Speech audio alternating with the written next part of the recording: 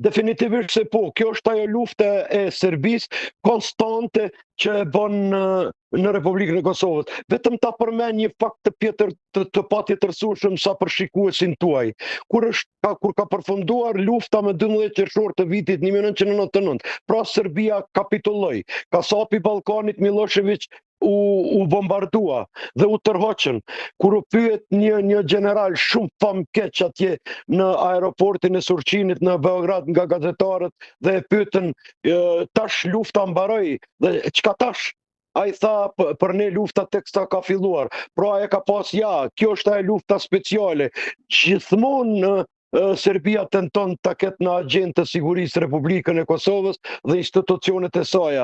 Mirë po, çka mund të flasim tash ne për këto 3 vite të fundit vetëm në aspektin e sigurisë dhe pa u përzierë në asnjë mënyrë të vetme në politikë. Institucionet tona të sigurisë reaguesi i parë, reaguesi i dytë që është EULEX i Bashkimit Evropian, reaguesi i tretë NATO me mision Kosovë, ka një bashkëpunim të shkëlqyeshëm mes vete, koordinojnë, bashkëveprojnë dhe bashkëpunojnë me njëri tjetrin që t'i parandalojnë incidentet. Andaj në aspektin faktik dhe praktik në teren, Serbia i ka të ngushtuara tej mase më rrugët që ta sulmoj Republikën e Kosovës. Nëse ishte pyetur Serbia ose Rusia që ta zhvendosin vëmendjen, ata do ta bënin këtë qysh sot, qysh dje. Mirë po unë që 4 vite rand jam duke thënë që nuk ka luftë në Republikën e Kosovës. Ka folur kush ka folur mendimin e ty, do të ketë tash, do të ketë tash, do të ketë tash. Nuk ka luftë në Republikën e Kosovës. Nuk e ka më guximin Serbia të na luftoj në Republikën e Kosovës dhe fakti patjetërsueshëm është se NATO është këtu. Ne nuk kemi në NATO, po NATO ne kemi në Kosovë. Dhe mos harroni që edhe shtetin me kemi në NATO dhe në kushtetutën e saj shkruan pare mirë që do të kujdeset për të gjithë shqiptarët kudo që janë. Andaj ne nuk kemi fakti i dytë, ne nuk kemi më as vëzhgues në Asamblenë Parlamentare të NATO-s. Ne jemi tash antar i asociuar. Është mbajtur Defender 2025. Kemi përmisë 130 ushtar në Ajova ku po specializohen. Atër ku ka fakte më të mëdha se këto në aspektin e sigurisë dhe si do të mund të na sulmonte më Serbia kur do të ballafaqojë me NATO-n dhe mos ta përmendi tash institucionet tona të sigurisë ku ka ndryshuar çdo gjë prej viteve të 90-ta. Ka ndryshuar për 360 shkallë çdo gjë. Ne po furnizohemi pe NATO-s, ne po ushtrohemi me NATO-n, ne po profesionalizohemi pe NATO-n. A der përgjigjja do të ishte tej mase ndryshe se që ka qenë në vitet e 90-ta.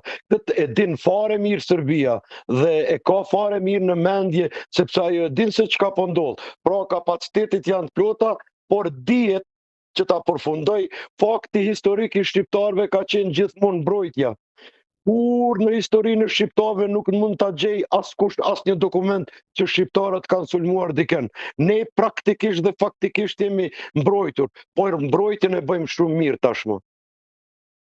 Mendoni se ky incident do të ndikojë në dialogun dhe marrëdhënien mes dy vendeve?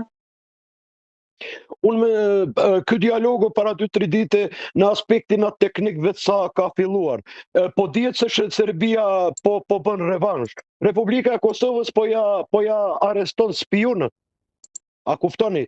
Republika e Kosovës po ja arreston spionët sepse nuk kanë vend më spionët në Republikën e Kosovës. Ne kemi instancat e sigurisë, agjencinë e inteligjencës që e punon një punë të hatashme, e punon një punë fisnike, për ata quhet në atë aspektin e sigurisë nacionale ajka e shtetit, sepse këta janë ajka e shtetit. Pra Serbia nuk e ka më atë komoditetin që të ketë shumë spion këtu. Rrugët për spion në Republikën e Kosovës në atë aspektin faktik, siç i kemi parë edhe në televizione, janë mbyllur tashmë dhe aty ku gjenden do të arrestohen nga instancat tona. Dhe kjo është ai revanshi që ta koftoi qytetari. Pra Serbia po bën revansh. Unë po marr shembull në aspektin e sigurisë, po ja arrestojmë spionët, se këtë e mendon Serbia sipas mendimit tim. Domethënë e mendon vetëm atë anën negative fatkeqësisht.